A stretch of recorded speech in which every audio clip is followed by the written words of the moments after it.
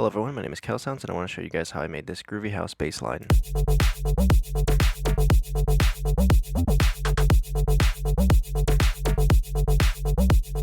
Alright, so the first thing I want to show you guys here is the kick. Usually when choosing a kick, you want to focus on three things. One, choose a kick that has a strong bass. Two, you want to look for something with a very clean transient that'll cut through the mix. And three, make sure it's a little bit shorter so that way it doesn't clash with your sub bass. You also want to set your BPM. I think most house tracks are around 120 to 130, so for this beat, I chose 120 beats per minute. For our 4/4 drum pattern, you want to make sure the clap is on the 2 and the 4.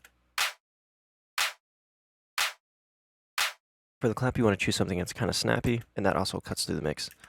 For me, I just dragged and dropped a clap from a previous sample pack that I made. You can also layer it, or you can add some automation with reverb. Next thing you want to add are 16th note hi-hats, or you can add an offbeat 8th note pattern. Now for one of my favorite parts is the percussive one-shots. You want to choose something that's kind of short and snappy. So I chose like these little tom percussive one-shots that I made inside of a previous sample pack.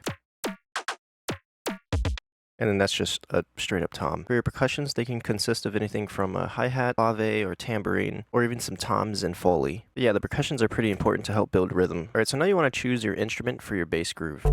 For me, I just chose faceplant. I created a quick and simple patch in here. I used an analog, another analog to FM the first generator, and then I added a separate sub bass. I also added a ladder filter, some distortion to add warmth, and an LFO to automate the filter cutoff of the ladder filter.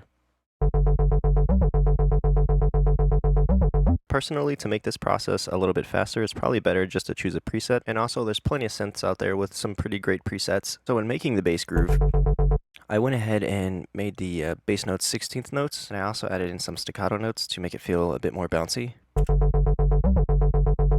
And I think Bass House emphasizes the offbeat a lot, so I went ahead and sidechained this bass groove to the kick. It had a pumpy feel to it, and that is what this compressor over here is doing. So for our Ableton compressor, you just want to turn on the sidechain, choose audio from, and then choose your kick.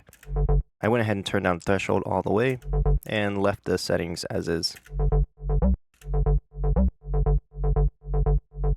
Also, and one more thing, when making the bass groove, you also want to use octave jumps to add some variation. And inside of my faceplant, I went ahead and turned on glide, and I turned down polyphony to 1 so that way there's not multiple notes playing. And the glide is pretty nice to connect notes pretty smoothly. Now I went ahead and put everything in a group, and then inside of this group I had an EQ, a delay, and a limiter. For the EQ, I went ahead and boosted the low end around like 50 Hertz or so, and I also cut around 250 Hertz to get rid of those muddy frequencies. And then for the delay, this is just adding some automation at the end of the beat, just to add some more groove. And then the last thing I added was a limiter. And that's how you create a groovy house bass line.